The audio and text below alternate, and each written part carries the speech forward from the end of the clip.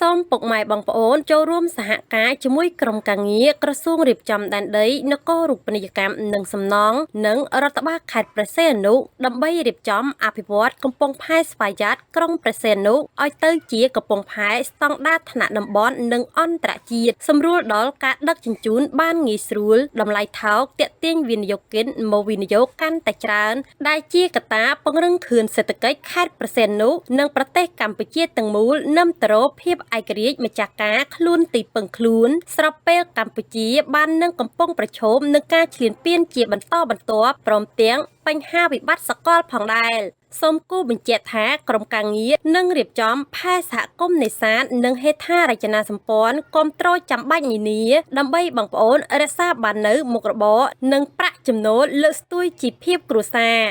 វេទិកាសាធារណៈជាមួយប្រជាពលរដ្ឋរស់នៅសំណង់មិនរៀបរយលើដីរបស់កំពង់ផែក្រុងព្រះសីហនុនៅថ្ងៃទី24ខែមករាឆ្នាំ2026នេះ